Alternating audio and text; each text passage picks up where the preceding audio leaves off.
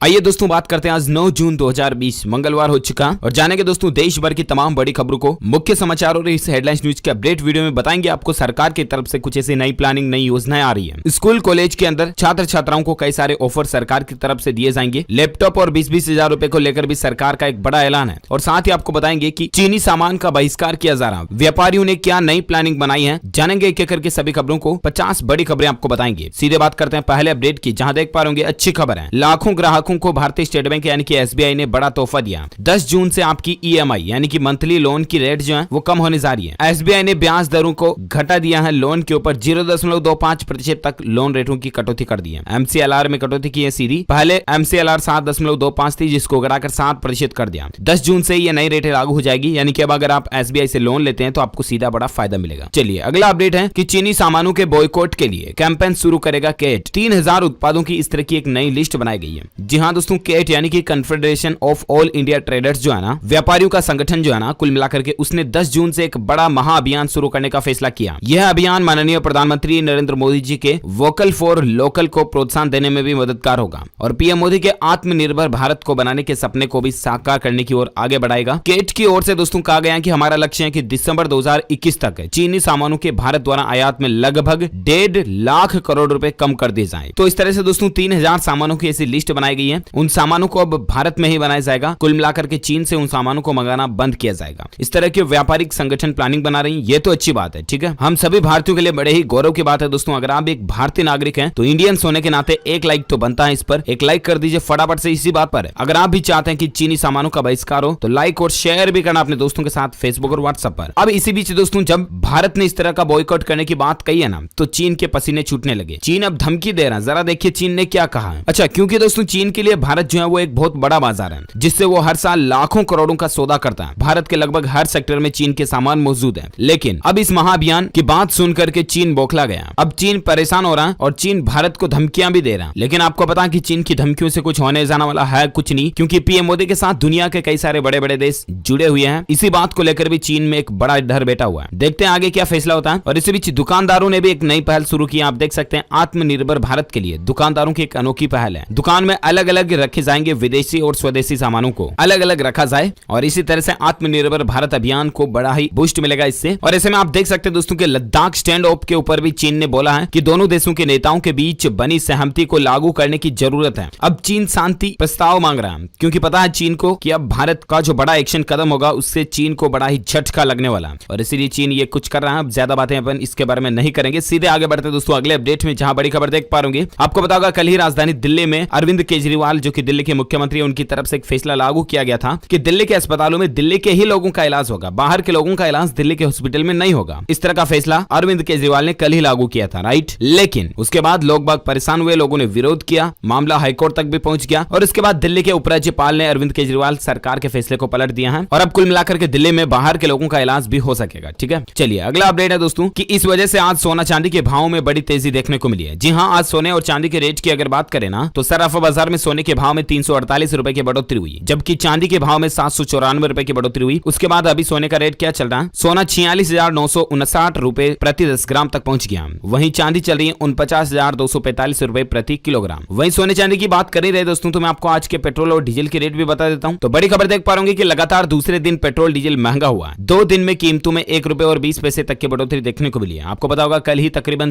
80-82 दिन बाद कल पेट्रोल महंगा हुआ था, राइट। लेकिन ठीक उसके दूसरे दिन भी पेट्रोल महंगा हुआ और 60 पैसे कल, 60 पैसे आज, 1 रुपए 20 पैसे तक की टोटल बढ़ोतरी हो चुकी है पेट्रोल और डीजल के रेटों में। और इसके बाद अभी दिल्ली, मुंबई, कलकत्ता, चेन्नई बड़े महानगरों के साथ ही पेट्रोल डीजल के रेट्स क्या चल रहे हैं तो आप स्क्रीन पर वीडियो को पॉज करके देख सकते हैं। चलिए अब बात करें अगले अपडेट की, जहां देख पा रहे कि अब एसएमएस के जरिए भर सकते हैं जीएसटी रिटर्न। जी हाँ दोस्तों, इनकम टैक्स डिपार्टमेंट की तरफ से आपके लिए एक नई सर्विस शुरू की गई। इतने दिन आपको ऑनलाइन टैक्स भरने की सुविधा मिलती थी, राइट। लेकिन अब आप बिना इंटरनेट के माध्यम से महज एसएमएस के जरिए भी अपना रिटर्न भर सकते हैं। इसके लिए इनकम टैक्स डिपार्टमेंट ने एक नंबर जारी किया है 14409। इस पर आपको एसएमएस करना है, लिखना क्या है तो भी इसके स्टेप्स आप देख सकते हैं। आपको लिखना है NIL फिर स्पेस फिर 3B फिर स्पेस फिर आपके जीएसटी नंबर और फिर आपको टैक्स पीरियड लिखना है। एग्जांपल देख सकते हैं NIL 3B 09 वगैरह वगैरह जीएसटी नंबर हो गए और 05/2020 5वें महीने 2020 ये पीरियड हो गया। इस मैसेज को आपको कुल मिलाकर के नंबर पर सेंड करना 14409 और उसके बाद आपका कंफर्मेशन मैसेज आएगा, उस पर आपको कोड लिख करके भेजने हैं। इस तरह से आप एसएमएस के जरिए टैक्स रिटर्न भर सकते हैं कुल मिलाकर के, ठीक है। अगला अपडेट है कि स्विगी कंपनी बंद करने जा रही है अपनी ये खास सर्विस ग्राहकों ग्राहकों पर इसका क्या असर होगा। जी हाँ, स्विगी कंपनी जो है ना, फूड डिलीवरी कंपनी जिस तरह से जोमेटो है उस तरह की, तो इस कंपनी ने 2018 में स्कूटी का 50 करोड़ रुपए में अधिग्रहण किया था। स्कूटी कंपनी है एक जिसका। इसके बाद कंपनी ने स्कूटी को इंडिपेंडेंट ऐप के तौर पर जारी रखा था, लेकिन अब कंपनी से शट डाउन यानी बंद करने की योजना बना रही है। चलिए साथ ही अगला अपडेट है कि भगोड़े हीरा कारोबारी नीरव मोदी को बड़ा झटका लगा। कोर्ट ने जब्त कर लिया पूरा खजाना, अब सरकार का होगा कब्जा।